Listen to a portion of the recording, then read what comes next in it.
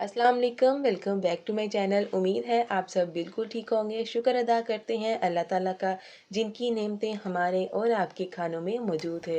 तो दोस्तों, आज हम आपके साथ शेयर करेंगे रसमलाई बनाने की बहुत ही आसान और मज़ेदार सी रेसिपी। तो ये वाली रसमलाई हम गाजर के वेस्ट के साथ बनाकर तैयार करेंगे, जो कि सुपर टेस्टी और सॉफ्ट बनकर तैयार होगी, बिल्कुल वैसी ही जैसे हम बाज़ार से लेके आते हैं। लेकिन आप यकीन माने, इस रसमलाई को खाने के बाद ना कोई भी जज नहीं कर पाएगा कि ये हमने गाजर के वेस्ट से बनाकर तैयार की है। तो देखिए, यहाँ पर मेरे पास गाजर का पल्प बच चुका है, जो मैंने फेंका नहीं है। इसको ज़ाया नहीं करना। अक्सर हम जूस बनाते हैं तो मशीन के दूसरे हिस्से में ये वाला वेस्ट चला जाता है, जिसमें काफ़ी सारा जूस बच चुका होता है। ये देखिए, इसमें भी काफ़ी सारा जूस अभी बाकी है। तो मैंने इसके साथ गाजर की जेली बनाई थी, जिसमें जूस का इस्तेमाल किया था। तो मैंने ये वाली वीडियो आपके साथ शेयर की थी। तो इसका जो पल्प है ना, ये मेरे पास बच चुका था, मैंने इसको ज़ाया नहीं किया। इसके साथ मैं बहुत ही ज़बरदस्त सी रसमलाई बनाकर आपके सामने आपको दिखाऊंगी, जो कि सुपर टेस्टी और डिलीशियस बनने वाली है। तो चलिए देख लेते हैं हमें किन चीज़ों की ज़रूरत है। हमने एक पैन लिया है, चूल्हे पे उसको रख लिया है और इसके अंदर हमने 1 कप दूध ऐड कर दिया है। फुल फैट दूध इसमें ऐड किया है और इसके बाद हम इसमें गाजर का पल्प ऐड कर लेंगे। अच्छे से चम्मच की मदद से इसको मिक्सअप कर लेंगे इस तरह से, और हल्की आंच पे इसको हमने पकने के लिए रख देना है दूसरे चूल्हे पे। तो ये देखिए, जब इस तरह से ये पकना शुरू हो जाएगा तो हम इसको दूसरे चूल्हे पर ट्रांसफ़र कर लेंगे। और दूसरी साइड पे हमने एक और पैन लिया है। बिल्कुल साफ़ पैन होना चाहिए, बिल्कुल भी नमी नहीं होनी चाहिए इसमें। तो इसमें हमने आधा कप बारीक सूजी ऐड कर ली है। इसको हमने अच्छे से ड्राई रोस्ट कर लेना है, हल्का सा गोल्डन कलर आने तक।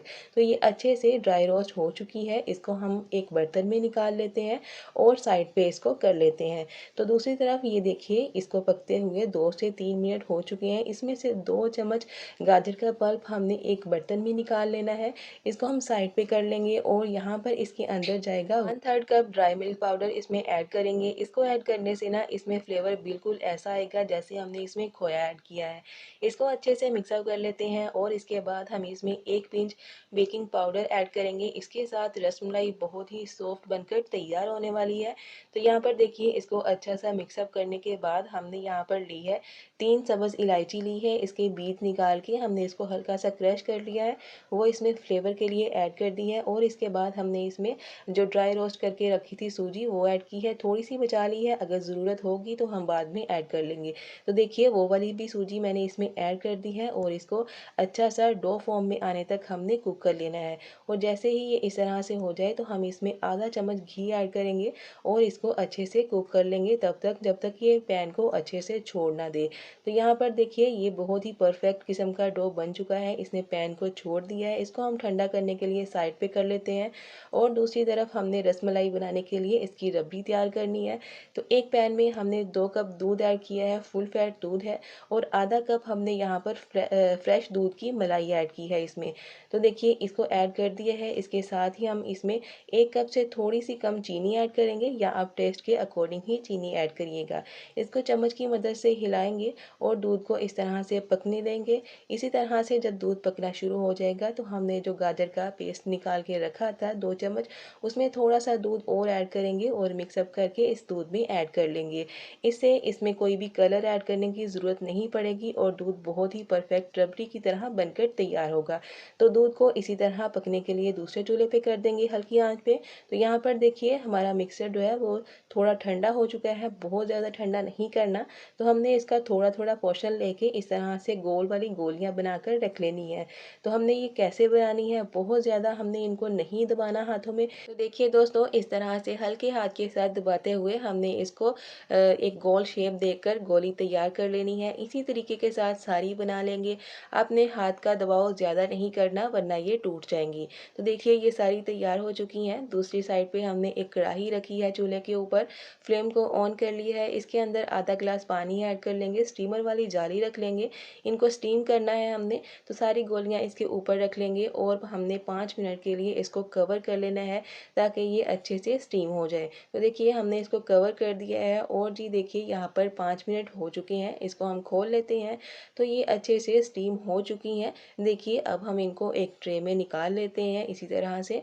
तो हमने इनको ना ज़्यादा ठंडा नहीं करना, फ़ौरन ही हमने यहाँ से उठा के दूध में ऐड कर लेना है। तो देखिए बहुत ही सॉफ्ट बन चुकी हैं ये, तो फ़ौरन ही हमने इसको दूध में ऐड करना है। देखिए दूध काफ़ी हद तक गाढ़ा हो चुका है। इसके अंदर हमने थोड़ा-सा बारीक कटा हुआ नारियल ऐड कर दिया है और इसके साथ ही हमने गाजर की रसमलाई इसमें ऐड कर लेनी है। जो गोलियाँ हमने स्टीम की हैं उनको हम फ़ौरन ही ऐड करेंगे गरम-गरम ही दूध में।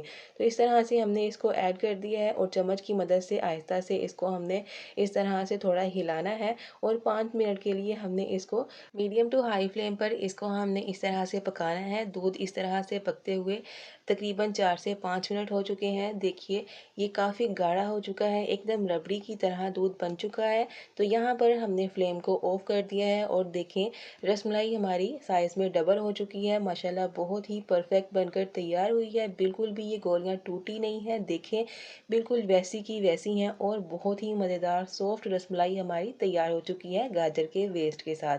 तो देखिए माशाल्लाह से बहुत ही ज़बरदस्त, बहुत ही कमाल की लग रही है। इसका जायका सच में बहुत ही कमाल का है। तो इसे कर लेते हैं प्यारा सा डिश आउट। इस तरह से एक बर्तन में निकाल लेंगे इसको।